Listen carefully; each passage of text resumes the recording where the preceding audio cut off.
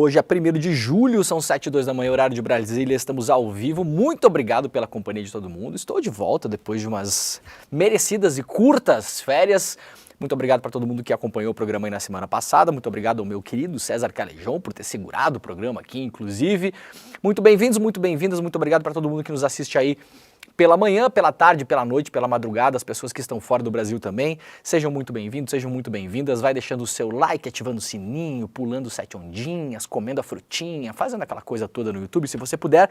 Estamos ao vivo nos canais de YouTube do ICL Notícias do Eduardo Moreira e também do Leandro Demore. Você pode se inscrever gratuitamente nesses canais, ativar o sininho para serem avisados quando estamos ao vivo. No entanto, claro, vocês sabem, a gente está ao vivo todos os dias às 7 horas da manhã, horário de Brasília, aqui vamos ao vivo até o 12h30 com todos os programas do ICL. Depois voltamos às 6 horas da tarde, iniciozinho da noite, com o ICL Notícias, segunda edição. Muito bom dia para quem está nos acompanhando em todas as redes sociais, nas mais relevantes por aí. Estamos na Twitter, no Twitch, no Facebook e também no Instagram. Claro, nos nossos canais de YouTube. E muito obrigado para quem nos acompanha pela TV aberta. Este programa é transmitido pela televisão, então se você não quiser gastar a sua mal funcionante e caríssima internet no Brasil, você pode nos assistir na TVT em São Paulo e Grande São Paulo, também na TV Quirimurê, lá na Bahia, na Rádio Brasil Atual e na Rádio Heliópolis, as duas rádios que também retransmitem este programa. Você pode ouvir aí no seu bom e velho radinho, né? Está no carro, está indo para o trabalho, voltando do trabalho. Pode ouvir no celular também, para quem não sabe pode ouvir no celular através do YouTube, deixar só no áudio, né? Você não precisa acompanhar este programa em vídeo. Se você estiver no metrô, no busão, na rua, tiver que prestar atenção em alguma outra coisa, claro, você não precisa ficar assistindo a este programa, mas apenas ouvi-lo. Se você quiser, já deixa o seu comentário também, diga de onde você está assistindo esse programa, converse com as pessoas no chat de maneira civilizada. Vocês sabem a regra, né? Não pode empurrar o coleguinha, colar chiclete no cabelo, aquela coisa toda. Fora isso, tudo é permitido, né? Vocês estão bem? Tá tudo certo com vocês? Segunda-feira, melhor dia da semana, sempre, né? Todo mundo muito animado, inclusive nós estamos muito animados aqui. Aliás, hoje, daqui a pouquinho, eu estarei no N1, no ICL Notícias, primeira edição. A gente vai entrevistar o Matheus Gomes, deputado estadual lá do Rio Grande do Sul. Temos novidades sobre a Fraport, a concessionária alemã que controla o aeroporto de Porto Alegre. Você sabe muito bem a história, a gente vem acompanhando de perto aqui, fazendo algumas denúncias importantes, né? Começou aquela história de que não fizeram absolutamente nada no aeroporto, deixaram a coisa como estava. Quem foi drenar o aeroporto depois da enchente foram pessoas que plantam arroz ali no Rio Grande do Sul, entraram na área do aeroporto, a Fraport disse que não sabia de nada, não tomou nenhuma atitude, começou a pressionar o poder público para que a gente pagasse pelos estragos. Falaram inicialmente em R$1 bilhão, seria necessário esse dinheiro todo, né? O seu dinheiro, né? O nosso dinheiro, o dinheiro da sociedade civil brasileira para pagar os estragos lá que aconteceram por conta das enchentes no Rio Grande do Sul. Depois voltaram atrás, falaram que não era bem assim, talvez 300 milhões, aí tem um seguro de 100 e poucos milhões, então a conta foi baixando. De todo modo, o poder público não tirou dinheiro do bolso ainda, a Fraport começou a recuperar o aeroporto misteriosamente, né? Começou a trabalhar, aparentemente dava para trabalhar, né, dona Fraport? Mas agora o Matheus Gomes traz uma denúncia muito séria, muito importante, em relação a obras anti-enchentes que deveriam ter sido feitas na área do aeroporto e, segundo a denúncia do deputado, fartamente documentada. Nós mostraremos a documentação aqui, aliás, a Fraport já respondeu publicamente em relação a isso. As obras não foram feitas de modo adequado, o que pode ter inundado ainda mais o aeroporto e as áreas vizinhas, ou seja, a maneira como a empresa alemã tocou essas obras não conformes, né, segundo a denúncia do Matheus, segundo os próprios documentos que ele trouxe, documentos oficiais da burocracia estatal brasileira, pode ter ajudado a alagar as áreas vizinhas ao aeroporto, a casa das pessoas. Então a coisa é muito mais complicada. Para quem não lembra, nós conseguimos mandar, tem uma reunião anual, né, em Frankfurt, na Alemanha, com os acionistas, e nós aqui do CL conseguimos mandar 3 perguntas para que os acionistas críticos, que é um grupo de acionistas que compram pequenas frações das empresas na Alemanha, para poderem participar dessas reuniões e fazerem as perguntas que ninguém quer fazer. A gente mandou 3 perguntas perguntando, né, se a Fraport tinha tomado algumas atitudes ou não tinha tomado algumas atitudes, e a preocupação dos acionistas críticos era justamente em relação às obras anti-enchentes, quer dizer, se a empresa tinha feito o que era para ter feito quando assumiu a concessão do aeroporto. Aparentemente, pelo que mostram os documentos, a empresa não fez as obras conforme estava acordado em contrato. Ou seja, o caso cresceu, ficou mais complexo e a coisa está muito feia para o lado da empresa alemã. A gente vai falar com o deputado daqui a pouquinho no ICL Notícias, primeira edição, com o Terminal Desperta. Você fica por aí que tem muito mais coisa hoje pela manhã. Tá bom, gente? Então vamos lá, né? O dia começou com temperatura de -2 graus lá no sul do país, principalmente no Rio Grande do Sul. O inverno chegou com força no estado, cidades da Serra são as mais frias. Nessa segunda-feira esse frio já chegou também em São Paulo, hoje eu estou aqui por São Paulo. Quer dizer, um frio para São Paulo, né? Estava 14 graus hoje pela manhã, abaixo de 10 nem fala comigo, né? Mas realmente tá fazendo assim um outoninho, né? Em São Paulo. O inverno chegou e o frio tomou conta do Rio Grande do Sul nessa segunda-feira, dia 1º. A cidade com temperatura mais baixa registrada até às 6 horas da manhã foi a cidade de Vacaria, na Serra do Rio Grande do Sul. A região já havia batido recorde no final de semana, quando São José dos Ausentes registrou -7. Nesta segunda chegou em -4 em São José dos Ausentes, mas em Vacaria a temperatura chegou a -2,3 graus e, claro, a sensação térmica é muito, muito mais baixa do que isso, principalmente porque cidades como Vacaria são cidades que costumam ventar muito nessa época do ano, né? Então, Vacaria, São José dos Ausentes, Quaraí, Porto Xavier e Santa Maria são as cidades mais frias do estado. De acordo com o Climatempo, o motivo do frio é a influência de uma massa de ar polar que atua sobre todo o território gaúcho. Para a segunda-feira, a previsão é que a geada cubra o estado e que as temperaturas permaneçam baixas ao longo de todo o dia. O tempo deve ficar firme, sem chuva e com sol.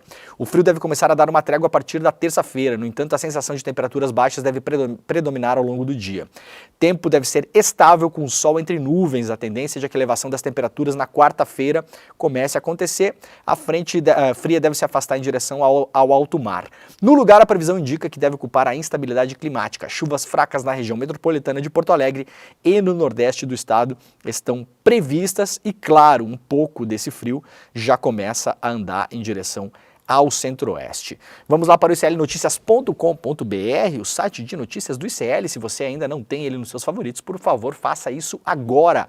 iclnoticias.com.br, é só você clicar na estrelinha aí no seu navegador e colocar na sua dieta diária de informações, né? Se você tem o hábito lá de acessar o UOL, ou o site da Folha, ou o G1, você pode colocar também o iclnoticias.com.br. Temos lá as principais notícias do dia e também reportagens e apurações exclusivas do nosso time de jornalistas.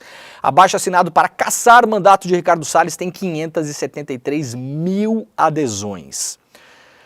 O abaixo-assinado que o ICL Notícias propôs na manhã da quinta-feira para tirar o mandato do deputado Ricardo Salles por incentivar os golpistas bolivianos alcançou 573 mil adesões. É o abaixo-assinado brasileiro com o maior número de assinaturas verificadas em tão pouco tempo. A postagem do deputado Ricardo Salles incentivando os golpistas que tentaram quebrar a ordem democrática da Bolívia causou reação nos democratas brasileiros. Nesta quarta-feira, na semana passada, portanto, quando foi lançado, né, enquanto o general Juan Zuniga tentava o golpe de Estado contra o governo boliviano, usando um grupo de militares para intimidar o presidente Luiz Arce, aqui no Brasil, Salles foi às redes sociais para elogiar os golpistas. Ele tuitou em espanhol, né? Espanhol. Na Bolívia, as melancias têm coragem, disse o Ricardo Salles. É uma clara alusão aos militares brasileiros que eles chamam de melancias, né, que são os verdes por fora e vermelhos por dentro. É como se fossem os militares comunistas, né? O termo melancia é a forma como a extrema-direita se refere a generais que não aderiram ao golpe do 8 de janeiro aqui no Brasil, considerados comunistas. Por conta disso, o deputado Glauber Braga, do PSOL do Rio de Janeiro, pediu à mesa diretora da Câmara o afastamento cautelar de Salles e de seu mandato. Além disso, 3 deputados federais do PSOL entraram com uma representação contra Salles na Procuradoria-Geral da República. Fernanda Melchiona, Sâmia Bonfim e Glauber Braga pedem a abertura de processo criminal contra Salles. Eu acho que tem que se mobilizar porque o que acabou de acontecer na Bolívia não servir para a gente como um alerta. Daqui a pouco pode ser tarde demais para a gente se mobilizar, disse o Glauber. A hora de fazer essa mobilização cobrando responsabilização dos golpistas é agora e é para já, completou aqui o deputado. Foi nessa linha que o abaixo-assinado começou a circular para exigir que o deputado do PL perca seu mandato. Caso você queira participar, claro, dessa mobilização, basta clicar no link que está aqui no iclnoticias.com.br, né, está na capa, né, essa notícia está na capa do nosso portal. Você pode clicar aqui no linkzinho do abaixo assinado e fazer a sua assinatura também para a gente aí já hoje tentar passar de 600 mil adesões. É gente pra caramba, mobilização muito grande. E não esqueçam, né, essas mobilizações, né, elas funcionam de fato, a gente vê muita coisa acontecer por conta de mobilização de rede social, o que muita gente chama de ativismo de sofá. Na verdade, são pessoas desmobilizantes, né? Quanta coisa a gente já viu acontecer aí por conta de ativismo de sofá, né?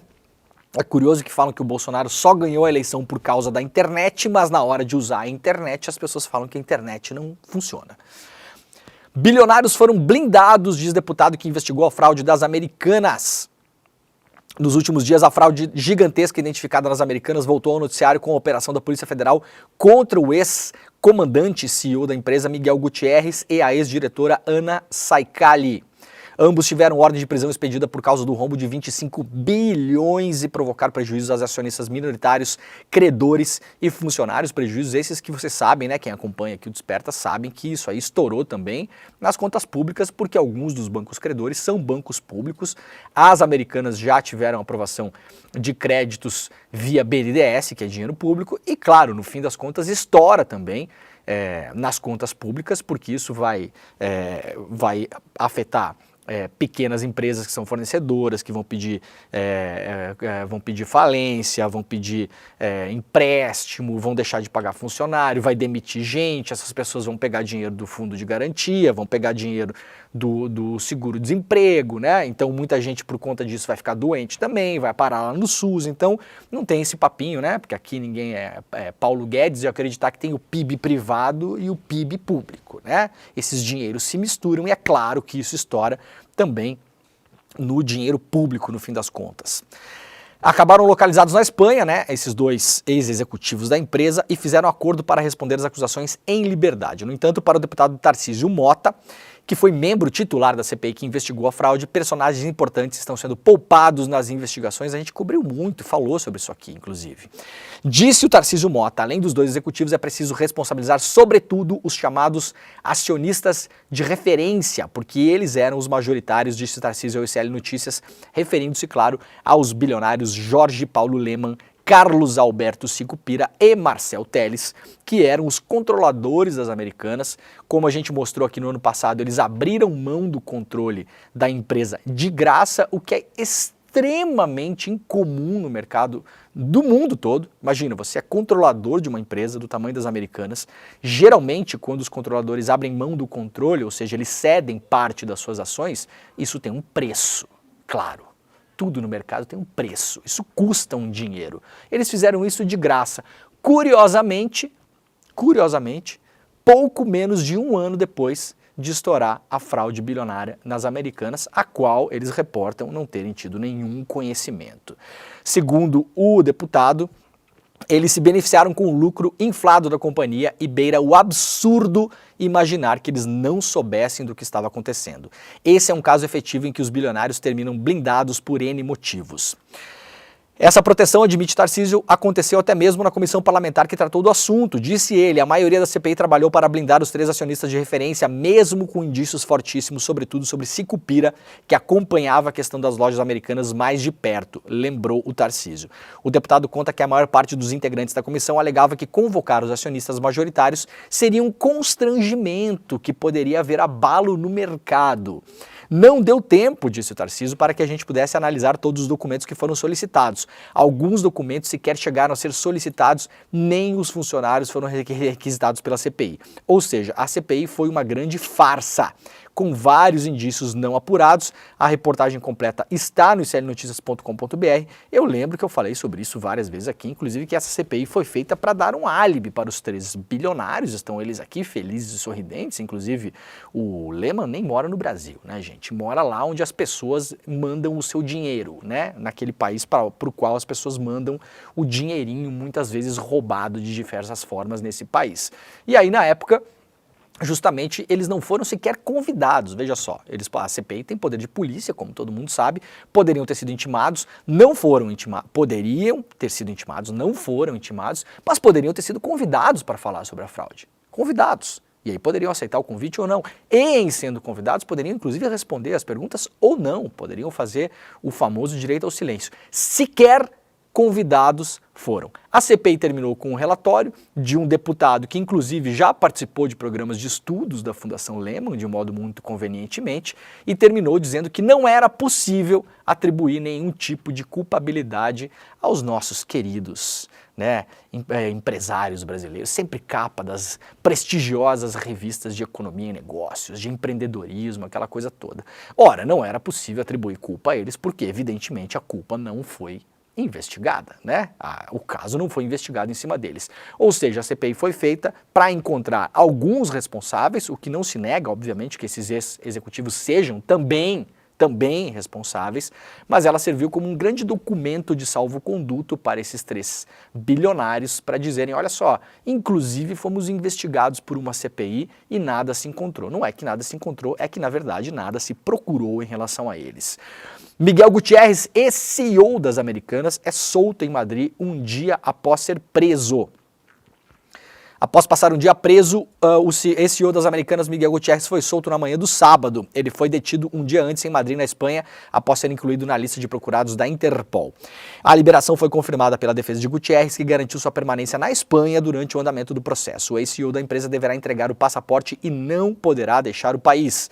Miguel Gutierrez é acusado de comandar um esquema de desvios e fraudes contábeis nas lojas americanas. Os prejuízos chegaram a 25 bilhões de reais. Na quinta-feira, ele e outros diretores da empresa foram alvos de uma operação da Polícia Federal. Além dele, havia um mandado de prisão contra a ex-diretora da empresa, Ana Saicali.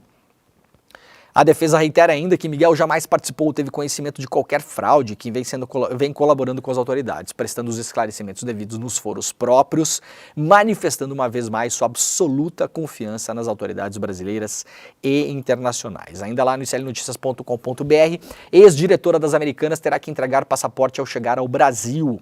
A ex-diretora das Americanas, Ana Cristina Ramos Saicali, embarcou de volta para o Brasil neste domingo, portanto, no dia de ontem. A executiva cumpriu determinação da Justiça no sábado e não será mais presa preventivamente.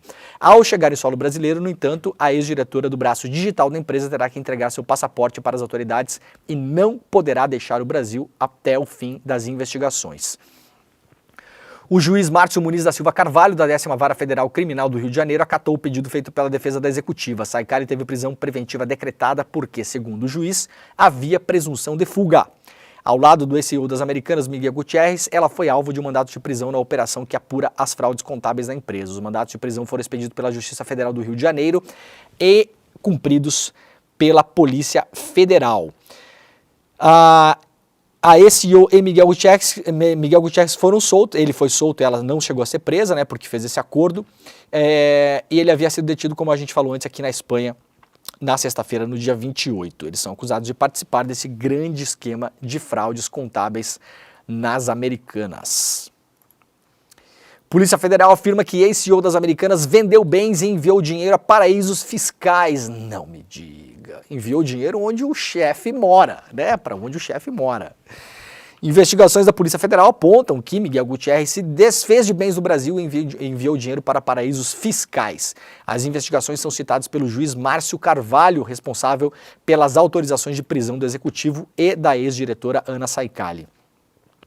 Gutierrez, que tem cidadania espanhola, e a ex-diretora não estão no Brasil e são considerados foragidos. Isso aqui é a notícia um pouco mais antiguinha, né? Eu peguei aqui para dar um contexto. Já não são mais considerados foragidos porque vocês acabaram de ver, né? Houve um acordo, ele foi solto, entregou o passaporte, permanece na Espanha porque é cidadão espanhol, então assim manda a lei. Era o mesmo caso do Daniel Alves, lembram? Tinha essa dúvida também. E ela volta para o Brasil, entrega o passaporte, responde em liberdade, mas ficará impedida de deixar o país. Segundo a Polícia Federal, e-mails e anotações foram encontrados em um iPad e mostrariam que Gutierrez criou um engenhoso esquema societário com diversas remessas de valores a offshores sediadas em paraísos fiscais. As anotações do iPad também demonstram a preocupação de Miguel Gutierrez em blindar o seu patrimônio após deixar o cargo de diretor-presidente das Americanas, sabedor que o escândalo iria explodir. Ou seja, essas movimentações foram feitas antes da descoberta pública da fraude nas Americanas. A Polícia Federal informou ainda que o plano do executivo seria transferir todos os imóveis em seu nome para empresas ligadas a familiares e enviar os valores a outras empresas ligadas a ele e aos próprios familiares no exterior. Vocês sabem como é que funciona isso, né? Você tem os imóveis aqui no Brasil, por exemplo, que estão no seu nome. Aí você transfere esses imóveis para o nome de uma empresa aqui no Brasil. Só que esta empresa é controlada por empresas que ficam fora do Brasil. E isso vai dificultando, né? Você vai criando um esquema, sabe aquelas bonequinhas russas, né? Como é que é o nome daquela bonequinha russa? Alguém sabe? Aquela que vai uma bonequinha dentro da outra? Eu não lembro o nome. Eu até tenho uma em casa, comprei quando eu fui a Moscou, em 2013. Então, é um esquema que você vai criando esse esquema de bonequinhas, né? Então você tem uma empresa, e aí essa empresa é dona de outra empresa, e a outra empresa é dona dessa empresa, e aí você vai dificultando o rastreio do dinheiro. Se você tem uma empresa no Brasil que é detentora de alguns imóveis, mas essa empresa no Brasil é controlada, por exemplo, por uma empresa espanhola, aí a empresa espanhola é controlada por outra empresa, ou por uma trust, né, como se chama, que está sediada em Malta. Aí essa empresa de Malta, na verdade, ela é controlada por uma empresa que está sediada em Luxemburgo. Então você vai criando várias camadas, passando principalmente por jurisdições onde há uma extrema proteção dessas empresas, os conhecidos paraísos fiscais, e você dificulta ao máximo que as autoridades cheguem de fato a conseguir capturar esse dinheiro. Quando chegam lá, possivelmente esse dinheiro já foi para outro lugar. Foram encontradas anotações que ilustram o esquema societário com remessas de valores, empréstimos e doações entre as empresas ligadas a Miguel Gutierrez, disse a Polícia Federal em seu relatório. Em um e-mail, a Polícia Federal encontrou informações sobre uma transação de 1,5 milhão de dólares com uma empresa sediada em Nassau, nas Bahamas, que é, portanto, um paraíso fiscal. Olha, 1,5 milhão de dólares, famoso troco de pinga nesse negócio. Né? Essas pessoas ganharam muito dinheiro com isso. E como ganharam dinheiro com isso? Principalmente com a valorização das ações, né, gente? Eles maquiaram os balanços da empresa. Com a maquiagem dos balanços, a empresa publicamente parecia que estava super saudável, crescendo, ganhando mercado, e isso eleva o valor das ações. Esses executivos todos e os acionistas, que eram os então controladores, o nosso trio de bilionários, tinham muitas ações das empresas, eram bonificados, inclusive, muitas vezes com ações também, e aí as suas ações se valorizaram no mercado. Você pode ir vendendo aos poucos uma parte dessas ações. É claro que se você tem uma ação que hoje vale 15, amanhã ela vale 20, 25, 30, 40, por conta da fraude, porque o mercado percebe que a empresa está bem de saúde, o valor da ação aumenta, eles foram ganhando dinheiro com o valor da ação, se desfizeram das ações em um determinado momento antes que a fraude viesse a público e ganharam rios de dinheiro com isso. 1,5 milhão de dólares é um vestígio que a Polícia Federal usa para chegar no esquema, mas a gente está falando de muito, mas muito mais dinheiro do que isso, né? Esse é o famoso troco de pinga. Vamos lá para o G1, a possibilidade de que CEO das Americanas seja extraditado ao Brasil ou possa cumprir pena na Espanha, disse o diretor-geral da Polícia Federal. O diretor-geral da PF, Andrei Rodrigues, disse que há a possibilidade do ex-CEO das lojas americanas, Miguel Gutierrez, ser extraditado ao Brasil. O executivo foi preso na sexta-feira. Rodrigues também afirma que o executivo, acusado de fraudes, pode cumprir pena na Espanha. Rodrigues está em Lisboa conversando com autoridades portuguesas para estabelecer cooperação internacional com o objetivo de encontrar a ex-diretora das Americanas, Ana Cristina Ramos Saicali, né? Já foi encontrada, essa notícia aqui é de sexta-feira. O nome dela estava na difusão vermelha da Interpol. Portanto, o caso do Gutierrez é um caso que vai depender agora também de jurisdição. Sempre lembrando que é importante a gente saber que quando alguém tem cidadania de outro país, como é o caso dele, que tem cidadania espanhola, ele só pode cumprir pena no país em que ele está, por exemplo, no caso do Gutierrez, a Espanha, se houverem crimes correlatos nos dois países, ou seja, tem o crime X no Brasil, tem a mesma tipificação na Espanha. Então, os mesmos crimes existem nos dois países, ponto 1. Isso é a primeira coisa, mais importante. E ponto 2, vai ser dado a ele o direito à ampla defesa naquele país, claro, e em ele sendo cidadão, ele pode cumprir pena também naquele país. O grande problema é que a pena pode estar sujeita à jurisdição local. Nós vimos muito bem o que aconteceu no caso do Daniel Alves.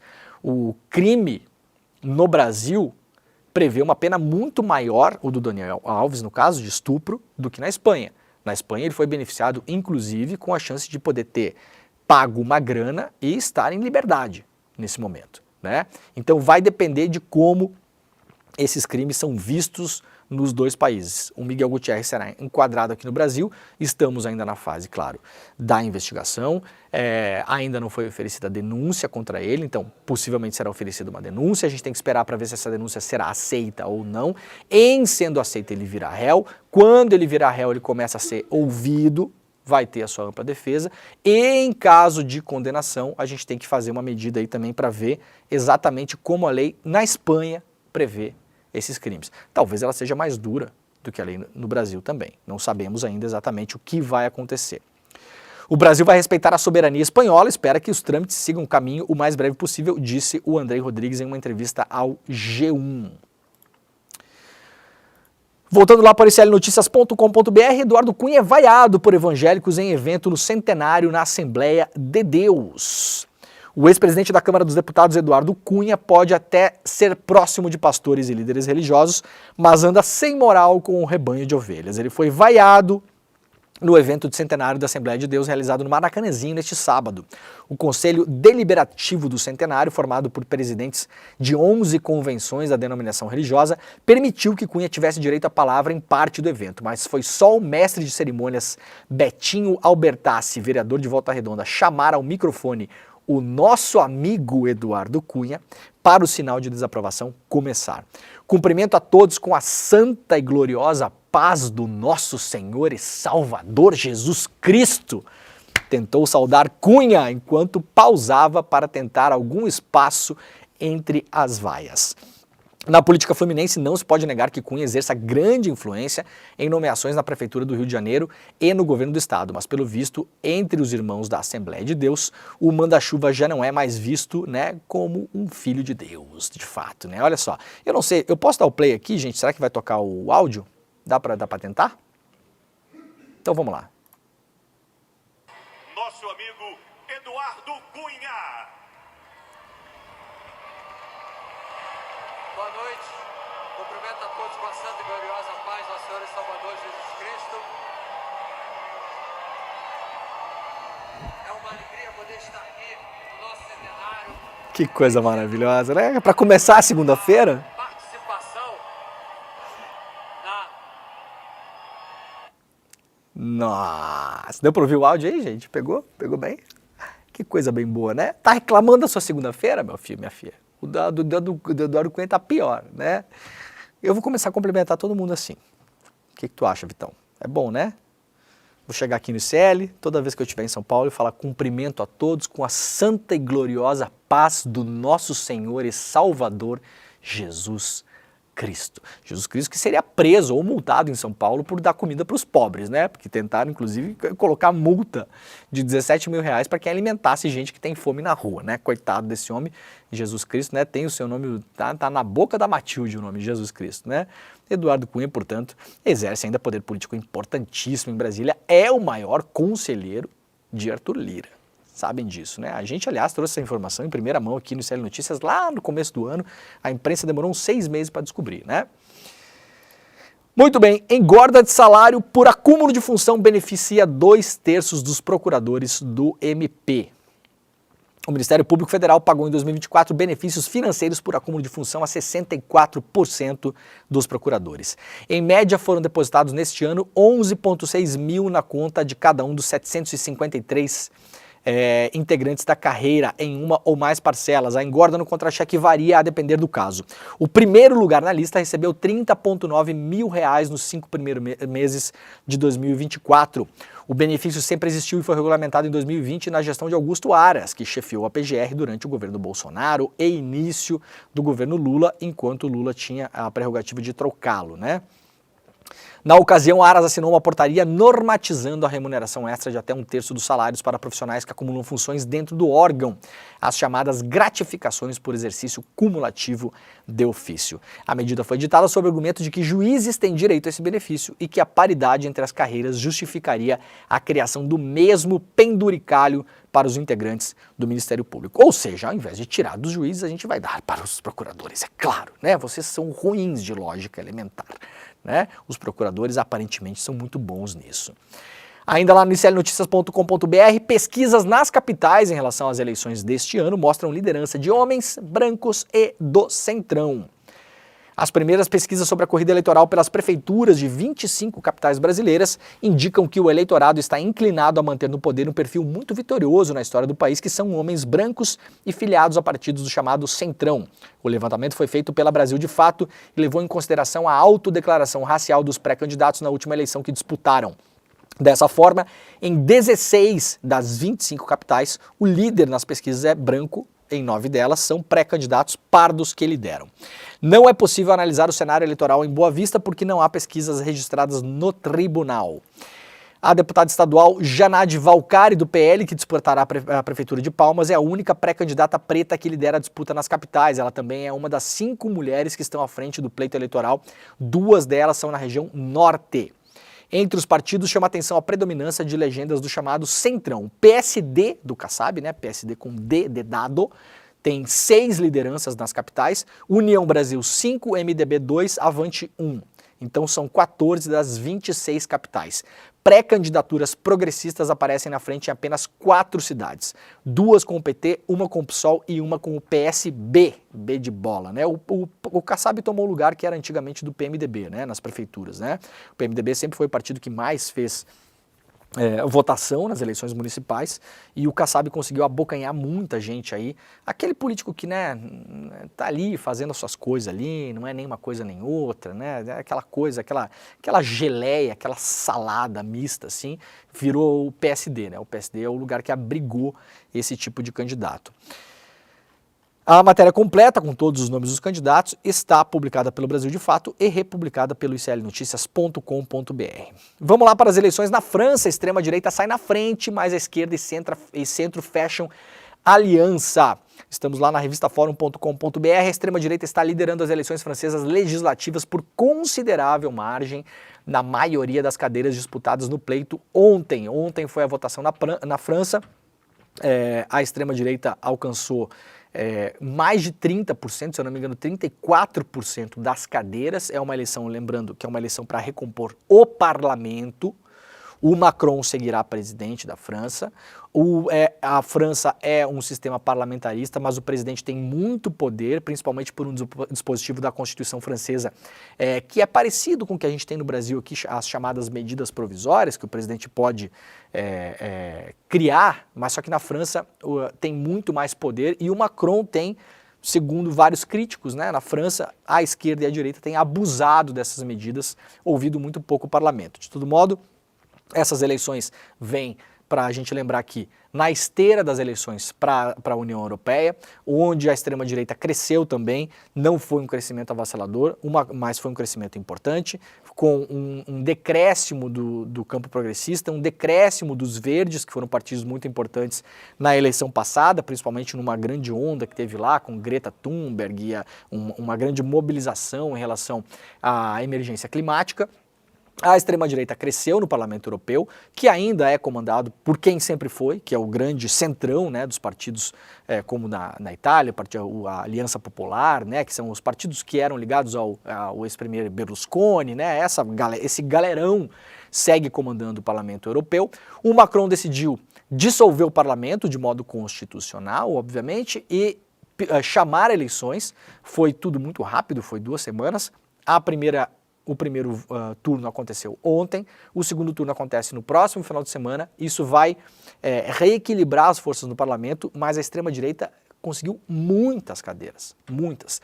Separadamente será a maior força do parlamento. Agora resta entender se o campo de centro-esquerda, que também conseguiu muitas cadeiras, foi a segunda força eleita lá, alguns independentes, alguns já de esquerda ou / extrema-esquerda francesa, possam compor forças e ir para um segundo turno, porque nem todas as cadeiras foram ocupadas nesse primeiro turno. Em vários lugares onde não se conseguiu uma maioria para formar, para conseguir definir o candidato, agora vai ter um segundo turno para tentar fazer essa definição com os candidatos que foram mais bem votados, tá?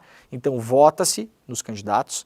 Em alguns lugares onde não se conseguiu a maioria para definir quem vai ocupar a cadeira, você separa só os mais bem votados e vai para a votação de segundo turno. De todo modo, a extrema-direita já se mostrou a maior força do parlamento, o que pode, paradoxalmente, o que é muito louco, forçar o Macron, que é um cara de centro-direita, né, pela maneira como governa, pode forçar o Macron, inclusive, a ter que fazer alianças com os progressistas e com a esquerda no parlamento, para não deixar que a extrema-direita dite os rumos da nação no parlamento, tá? Então, muito ruim sim, que o número de assentos conquistados pela extrema-direita, que é simbolizada pela Le Pen, né? Que é filha do senhor Le Pen, né? Que é alguém que está disputando eleições na França aí há muito tempo mesmo, conseguiu a sua maior vitória eleitoral da história, mas ao mesmo tempo eles não têm maioria no parlamento para comandar o parlamento, tem um grupo grande, é o maior grupo, mas não é maioria, e pode ser que o Macron consiga aliança na esquerda para formar uma maioria e controlar os malucos da extrema-direita no parlamento francês. De todo modo, vai ter que levar o seu governo até o final agora, o Macron, são mais 2 anos e meio, se eu não me engano, de mandato, com essa gente no parlamento. Tentou um tudo ou nada o Macron, como a gente tinha comentado aqui. As eleições europeias, elas têm um pouco o tom de protesto muitas vezes, então muitas vezes as pessoas votam, por exemplo, na extrema-direita para o seu europarlamentar, o seu eurodeputado, mas como uma sinalização para a política interna, dizendo, olha, se vocês não melhorarem a coisa aqui, eu vou votar nesses malucos aqui na França também. O Macron colocou todas as fichas na mesa para tentar entender se era isso que ia acontecer, esperando, claro, intimamente que a extrema-direita não conseguisse muitas cadeiras na França, que o eleitor francês falasse, não, a gente ir lá para o Parlamento Europeu, que lá não conta muito também, não interfere lá muito na vida cotidiana de todo mundo, a gente coloca os malucos, mas aqui não. E não foi isso que aconteceu. O parlamento francês estará lotado de Gustavos Gaiers e Nicolas Ferreiras pelos próximos anos, tá? Não sei se a França tem essa gente nessa qualidade, nesse nível, talvez não chegue a tanto, né? Boa parte dos distritos eleitorais possui segundo turno, informa aqui a revista Fórum, que pode ser entre 2 ou 3 candidatos. O runoff triplo ocorre quando nenhum candidato obtém a maioria absoluta, como eu acabei de explicar aqui. Os 2 primeiros candidatos e outro que tenha recebido mais de 12,5% dos votos dos eleitores registrados vão para a disputa final, que ocorre no próximo domingo, já essa eleição de segundo turno. O primeiro-ministro do país e líder do partido Emmanuel Macron, do partido do Macron, Gabriel Attal, anunciou que seu partido abandonará as candidaturas em que estiver em terceiro lugar para formar uma frente ampla contra a extrema-direita do reagrupamento nacional. Ou seja, para o segundo turno, os candidatos a ocupar uma cadeira no parlamento francês, que agora vão disputar entre 2 ou 3 candidatos, pode ser 2 ou 3, tá, gente? Pode ser 2. Se o terceiro tiver mais de 12,5% dos votos, ocupa também essa corrida, então é com 3 candidatos. O partido do Macron falou que vai abandonar a disputa para essa cadeira se o seu candidato nessas cidades e nessas regiões for o terceiro colocado. E aí, claro, vai pedir voto para qualquer outro candidato que não for um candidato da extrema-direita. Então, como eu acabei de falar aqui, isso pode estar forçando o Macron também a caminhar um pouco para a esquerda, tá? Então, assim, as 2 formas da gente olhar, né? O famoso copo meio cheio, meio vazio, aquela coisa toda. A população tomou conta das ruas, né, contra a extrema-direita após o primeiro turno. Nós temos alguns vídeos aí, se a gente puder passar os primeiros resultados após a vitória do Réunion Nationale, o partido da Marine Le Pen, mas a esquerda e centro fecharam aliança para tentar derrotar os extremistas no segundo turno. Aí a gente está mostrando imagens, uma mobilização muito grande na França ontem, em várias cidades, não só na capital Paris, porque todo mundo está sentindo o bafo no cangote lá da extrema-direita. Repetindo, ela conseguiu 34% dos votos. O bloco de esquerda, formado pelo Partido Socialista, pelos Verdes e pela França Insoumise, atingiu 28%, então há um certo equilíbrio, né? 34% contra 28%, e o bloco do atual presidente, o Macron, ficou com 20%, caiu muito, perdeu várias cadeiras. Então o que aconteceu? A extrema-direita conquistou muitas cadeiras, mais de 100 cadeiras a mais. A centro-esquerda, os socialistas, os verdes, conquistaram mais cadeiras também, chegando a 28%, então esse bloco também cresceu, tá, gente? Cresceu a extrema-direita, mas cresceu o bloco de centro-esquerda, aí vai, né? A gente vai ter que reconfigurar essas coisas todas em algum momento, porque muitas delas passam a não fazer mais o menor sentido, né? E agora, nesse segundo turno, tendo essa força do bloco do Macron, abrindo mão de candidaturas que chegaram em terceiro, para reforçar candidaturas de centro ou centro-esquerda, é possível que, inclusive, a maioria seja ocupada pelos blocos aí que formam a aliança do atual presidente com o bloco de centro-esquerda. Se a gente já somar o que tem ali na Assembleia, hoje, dos que já estão eleitos, 34% ficou com o Reunião Nacional, que é o partido da Le Pen, portanto, extrema-direita, mas a gente pode somar 28% mais 20%, temos 48% entre centristas, macronistas e socialistas e verdes, né? Uma grande, como a gente fez no Brasil, como é que chama? Uma frente ampla, né? Teremos na França, possivelmente no comando do parlamento, aí, uma frente ampla, um frentão, uma geringonça. A gente viu que no Brasil o negócio não funciona muito bem, né? Mas na França, em tese, dá para ter maioria no Congresso. Ou seja, a extrema-direita pode incomodar, vai forçar pautas, vai distensionar, já com vistas, porque a grande eleição da extrema-direita na França não é essa de agora. A grande eleição da extrema-direita na França é a substituição do Macron. Então, eles vão usar o parlamento agora, com visibilidade de parlamentares, para distensionar, para fazer o que aconteceu no Brasil, né, a famosa polarização, com vistas à substituição do Macron daqui a 3 anos. Se eu não me engano, o Macron tem mais 3 anos. Será que é isso ou estou ficando maluco? Não tem aqui na matéria da revista Fórum. Muito bem. Ainda no clnoticias.com.br, para quem quiser entender um pouco mais, né? União entre forças democráticas no segundo turno será fundamental contra a extrema-direita.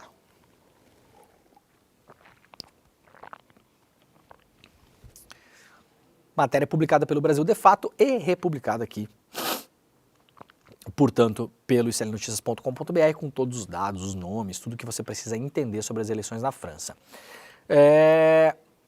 O Jamil Chad lá no UOL faz uma análise super interessante também, para quem quiser ler. Vitória da extrema-direita na França afetará guerras, Mercosul e clima. A segunda maior economia da Europa, com repercussão na guerra na Ucrânia, a relação com os Estados Unidos e o destino da União Europeia, do acordo comercial com o Mercosul e na própria atuação na OTAN. A extrema-direita foi a grande vencedora do primeiro turno, num voto considerado como histórico, e se aproxima de assumir o governo do país pela primeira vez desde a Segunda Guerra Mundial. O partido que surge como vencedor no primeiro turno da eleição é comandado, como a gente falou aqui, pela Marine Le Pen, ainda que ela tenha oficialmente abandonado a ideia de uma saída da França da União Europeia, depois que viram o desastre que foi a saída da Grã-Bretanha da União Europeia, né, o Brexit, que aliás a Grã-Bretanha tem eleições agora e a direita vai perder, né, isso já está consolidado, não se sabe por quanto, mas o Partido Trabalhista, o Labour, deve voltar ao poder na Grã-Bretanha, o que vai equilibrando as forças também na Europa, isso é sempre muito importante. A extrema-direita já alertou que, se sair vitoriosa, vai determinar quem será o comissário da França na nova Comissão Europeia. Membro permanente do Conselho de Segurança na ONU e potência nuclear, a França tem sua política externa em grande parte definida por seu presidente. De fato, em um recente encontro com Lula, Emmanuel Macron deixou claro que nada mudaria nesse setor. Mas o homem que pode assumir o cargo de primeiro-ministro pela extrema-direita, Jordan Bardella, já deixou claro que vai confrontar o posicionamento de Macron no mundo e que considera que não existe um consenso legal sobre a atribuição exclusiva da presidência a dar as cartas em temas de defesa e diplomacia. Ainda durante a campanha, Bardella já anunciou que não vai permitir que a França envie tropas para a Ucrânia ou que se engaje em uma guerra direta contra a Rússia, uma proposta que chegou a ser considerada por Macron.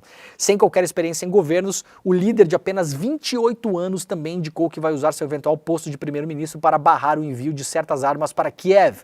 Para isso, porém, ele terá de formar maioria no segundo turno no próximo domingo.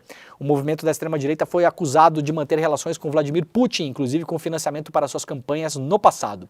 Foi o mesmo partido que sugeriu que a França não devesse integrar o comando da OTAN. O Mercosul fica ainda mais distante, porque a extrema-direita tem base no setor rural da França, que é muito forte, e é o setor que tem mais resistência do acordo da União Europeia com o Mercosul, porque, claro, os produtos brasileiros, principalmente os produtos primários, né, leite, carne, coisas que são produzidas na França também, confrontariam diretamente com os produtores franceses, que são muito fortes e estão mobilizados há uns bons anos em relação a isso e não querem de modo nenhum, aliás, esse é um dos pontos de fraqueza do Macron, né?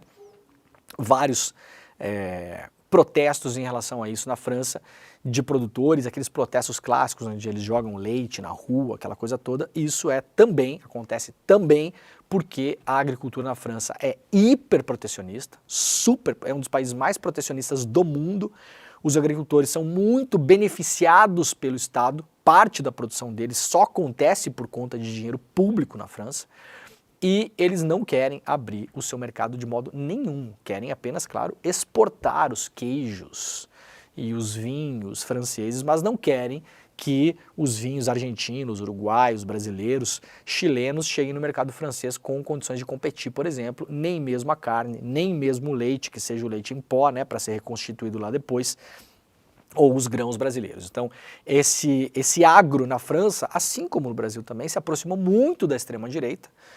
O Brasil também é um país super protecionista no agro, você sabe, né? O agro tem vários benefícios aqui, não paga um centavo de exportação de grãos, né? A famosa Lei Candir, tem várias linhas para concessão de dinheiro, empréstimo, seguro, compra de bens de capital, compra de maquinários, a juros que você nunca verá no seu banco, muito antes, pelo contrário, só se você for do setor, porque qualquer outro setor da economia está completamente ferrado em relação a isso, a gente paga juro lá em cima, não tem benefício nenhum aqui no Brasil, muito pelo contrário, o setor, boa parte, né, o agro é muito complexo, né, gente, o agro é desde do tiozinho lá que planta alface até o grande produtor de laranja, maior produtor de laranja do mundo, né, o senhor Braille Lumage, então tudo isso é o agro. Eu estou falando desses mega, hiper produtores, são super beneficiados pelo Estado no Brasil. Na França não é diferente, aliás, acho que é até mais protecionista a França do que o Brasil. Então, o agro da França, este agro também, né? E na França os pequenos produtores também, porque na França não tem produtores tão grandes quanto no Brasil, né? Países que passaram por reforma agrária, para a gente lembrar, a Itália também passou por reforma agrária, onde há um setor agrícola de pequenas propriedades, funciona muito de modo cooperativado. Esses setores se uniram com a força política da extrema-direita na França para tentar derrubar o acordo com o Mercosul. Então é um sistema complexo, né? Vamos lá para a agência pública. Após PL do estupro, políticos bolsonaristas têm novos projetos que ameaçam aborto legal. Poucos dias depois de o Congresso Nacional ter recuado na urgência da votação do projeto de lei conhecido como PL do estupro ou PL do estuprador, parlamentares bolsonaristas colocaram em tramitação outros 2 projetos de lei que ameaçam o direito ao aborto legal em casos de estupro também. O deputado Marcos Polon, do PL do Mato Grosso do Sul, também fez um requerimento para anexar um outro projeto ao PL 1904, que é o 1904, que é o PL do estupro. A proposta de Polon mira na criminalização dos médicos que fizerem interrupção de gravidez acima das 22 semanas, com penas de 5 a 18 anos de prisão. Já é muito difícil você conseguir fazer aborto legal no Brasil. É um périplo, a gente já mostrou várias matérias aqui, né? Tem gente que acha que antes das 22 semanas, em caso de estupro, por exemplo, é mole. Você chega lá no hospital e está tudo certo. Não é, gente, está cada vez mais difícil. Tem vários hospitais que estão negando fazer. pessoas tendo que viajar para outros estados, pedir ajuda da Defensoria Pública, entrar com ações judiciais. Aí chega no hospital, aí tem a enfermeira evangélica que fica enchendo o saco, né? Nada contra a senhora ser evangélica, problema seu se a senhora é evangélica. Problema seu, né? Agora tá lá, não quer ouvir o coraçãozinho do nenê, essas coisas que a gente já ouviu aqui. Várias reportagens. O médico que não faz, porque é da religião XYZ, né? O terra plana, o não sei o quê, né? Os cristãos como o Eduardo Cunha aí, né? Bom dia, na paz do Senhor, nosso Salvador, não sei o quê. Essa gente ótima que tá por aí, inclusive, né? Então tem um componente religioso forte, fundamentalista, que entrou nos hospitais. Então assim, fácil já não tá. Aí tem mais gente aí, deputado Marcos Polon, homem, né? Tinha que ser homem, né? Como diz aquela coisa, né? Se homem engravidasse, não estaria nem discutindo isso, né? Aí tentando passar uma outra lei para botar na cadeia o médico. Então eles vão atacar essa história por todos os lados, principalmente porque este ano é um ano eleitoral. E essa pauta precisa ser levada para as bases extremizadas do país. Vai aprovar? Não vai aprovar? No fim, importa pouco. É claro que eles querem aprovar isso aqui, tá, gente? Não tenho dúvida disso. Seria uma imensa vitória ideológica dessa gente aprovar. Portanto, as pessoas devem continuar mobilizadas em relação a isso aqui. Não diminuir a intensidade dos protestos. Aliás, os protestos contra o PL do estupro, o PL do estuprador, colocaram muito mais gente na rua do que o Bolsonaro em Belém esse final de semana, vocês viram, né? Fracasso absoluto. Vocês sabem que eu sou muito equilibrado no negócio aqui, e sou mesmo, né? De falar das manifestações do Bolsonaro. Não fico aqui, né, vendendo coisa que não existe. Falar que flopou, não sei o que, na Avenida Paulista, obviamente não flopou. Muita gente na Avenida Paulista, o que teve em fevereiro, né? Mas era para ter uma onda e essa onda não está acontecendo. Em Copacabana já foi menor. Em outras cidades que o Bolsonaro foi menor também. E em Belém, nesse final de semana, a gente pode dizer que foi um fracasso. As imagens aéreas mostram que foi um fracasso. Então é importante continuar a mobilização em relação a esses PLs do estupro, que protegem estupradores. Porque está se colocando mais gente na rua do que o Bolsonaro está colocando, e o Bolsonaro achou que seria uma onda crescente que não está sendo. Essas viagens dele pelo país. Está testando a sua popularidade. Né? Mas tem mais coisa por aí para quem quiser se inteirar e entender os textos. Está tudo publicado lá na Agência Pública. O site é apublica.org.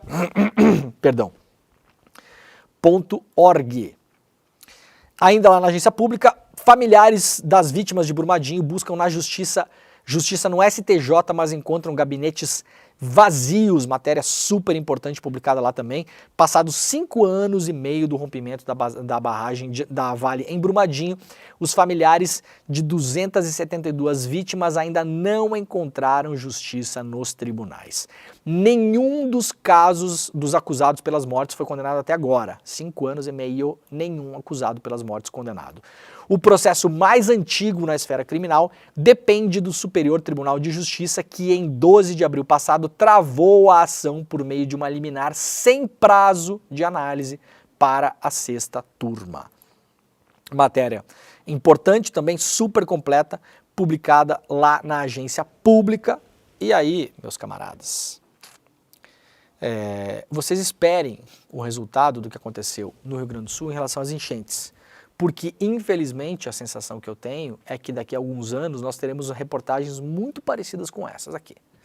Muito parecidas, né? Gente ainda buscando indenização, reaver a sua casa, reaver os seus bens, pessoas que perderam familiares, que tentaram buscar a sua justiça no Poder Judiciário e não encontraram. A gente está falando de Brumadinho, de uma situação específica, de responsabilidade de uma empresa muito específica, e 5 anos e meio depois nós temos no STJ uma ação travada e nenhum responsável por o que aconteceu em Brumadinho até hoje foi sequer condenado. Eu não estou nem falando em preso, eu estou falando em condenado, condenação criminal das pessoas que avaliaram a barragem, que não fizeram o que tinha que ter sido feita, que forçaram a capacidade da barragem, dos superiores dessas pessoas, nada, absolutamente nada até agora. 5 anos e meio se passaram e absolutamente nada aconteceu. Vamos lá, a gente está indo para o final do programa, lembrando que daqui a pouquinho eu estarei no ICL Notícias primeira edição com o Matheus Gomes, deputado estadual do Rio Grande do Sul. A gente vai falar sobre o caso da Fraport, a concessionária alemã que controla o aeroporto de Porto Alegre, que tentou botar a mão em R$1 bilhão do nosso dinheiro. Podemos dizer com muita segurança que nós aqui do ICL impedimos isso. Vocês sabem muito bem como a gente foi para cima desse caso. O dinheiro muito possivelmente seria liberado se a gente não batesse perna aqui. A gente é bom de bater perninha, bateu palminha, gritou um pouquinho, a coisa não andou, a Fraport ameaçou publicamente de sair do Brasil e deixar o aeroporto abandonado, no que poderia ter feito, sem problema nenhum, a Infraero assumiria o aeroporto. A Infraero tem condições de fazer isso, a Infraero já foi a segunda maior administradora de aeroportos do mundo, e só não o é por uma decisão política que começou com o governo Dilma e só se intensificou depois, porque começou a abrir mão dos aeroportos que administrava. De aeroportos grandes que a Infraero administra no Brasil hoje, temos apenas um, que é o Santos Dumont, no Rio de Janeiro. Tentaram esvaziar o Santos Dumont no ano passado, lembram? Jogando vários voos lá para o Galeão, porque o Galeão é uma concessão de uma empresa privada que precisa ganhar dinheiro, né? Então os interesses econômicos eles vão andando.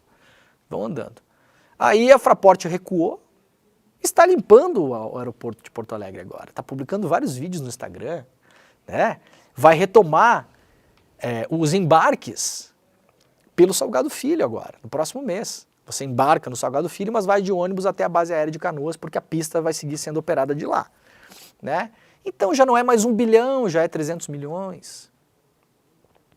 Aí tem um seguro que a Fraport não tinha falado ainda do seguro, só falou porque a gente forçou a barra aqui, né, com o nosso jornalismo. Aí a Fraport foi correndo lá para a Rádio Gaúcha, que é a imprensa hereditária, hegemônica no Rio Grande do Sul, dar uma entrevista, fazer contenção de danos, né? Não, veja bem, não é bem assim e tal, né? Uma semana depois até me citaram na Gaúcha, fiquei muito honrado. Como é que é o nome daquele jornalista mesmo lá, Vitor? Leandro, né? Não sei, não lembro, não conheço, né? Trabalha onde mesmo? No Intercept? Não, minha senhora não toma no Intercept faz um tempo já, tá? A senhora faz de conta que não sabe quem eu sou, mas tá muito preocupada com as matérias que a gente está fazendo aqui, né? Tem jornalista por aí que podia pular pro outro lado do balcão de vez e ia ganhar mais até se fosse trabalhar na Fraport, eu acho. Deve pagar melhor, né? Multinacional alemã, empresa trilionária, né? Controladora do maior aeroporto, talvez da Europa, aeroporto de Frankfurt, deve estar ali, Charles de Gaulle, Frankfurt e Heathrow em Londres, deve ser os 3 maiores aeroportos da Europa, um deles é da Fraport. Deve pagar salários melhores, né? E você não precisa ficar fazendo papelão ao vivo todo dia no rádio, né? Que também fica meio ridículo, né? Como que é o nome mesmo, Vitor, daquele jornalista, né? Daqui a pouquinho a gente vai estar falando sobre isso lá no ICL Notícias primeira edição, então fica por aí, tá? Fica por aí que a coisa vai pegar fogo hoje. Muito bem, matéria importante para ler lá no UOL, publicada pelo Graciliano Rocha e pelo Pedro Canário. Os Brazão, réus no caso Marielle, acumulam império de ao menos 162 imóveis. Um levantamento feito pelo UOL dá conta de que esse patrimônio chega a um valor, atenção gente, é um conselheiro do Tribunal de Contas da União, que por mais que tenha um bom salário, talvez seja o quê? 30 mil reais por mês, tá? E um deputado, que até ontem era vereador. Patrimônio dos irmãos Brazão, que construíram com esses salários. É um caso parecido com o dos Bolsonaro, a gente tem que fazer curso aqui no ICL de gestão financeira com essas pessoas. Levantamento feito pelo UOL, 120 milhões de reais é o patrimônio desses caras, em imóveis, fora o que está pela conta bancária. A reportagem publicada pelo UOL pode ser lida, está na capa do site.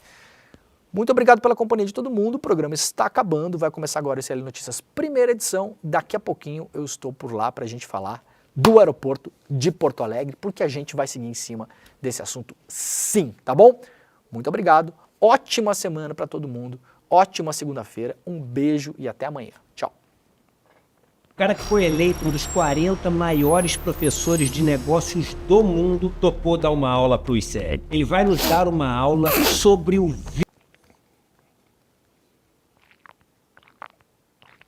enriquecendo empresas e destruindo vidas, explicando quais são os segredos por trás desse vício e nos ensinando a gerenciar esse que pode ser um dos maiores problemas na vida de todo mundo, nos roubar anos de vida literalmente. O nome dele é Adam Alter, ele que escreveu o best-seller Irresistible, que quer dizer irresistível em português, ficou muito tempo em primeiro lugar na lista de mais vendidos nos Estados Unidos. Para você se inscrever na aula que vai acontecer dia 7 de julho, 7/7, às 8 horas da noite, uma aula para assistir com os filhos, uma aula para assistir com todo mundo em casa e uma aula para não perder.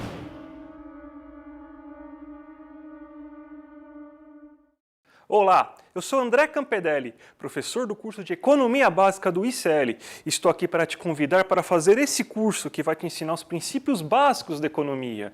Tudo o que você precisa saber sobre macroeconomia, sobre microeconomia e os principais conceitos econômicos. Então venho aqui te convidar para você não ficar mais fora desse assunto tão importante para entendermos a realidade e a política brasileira.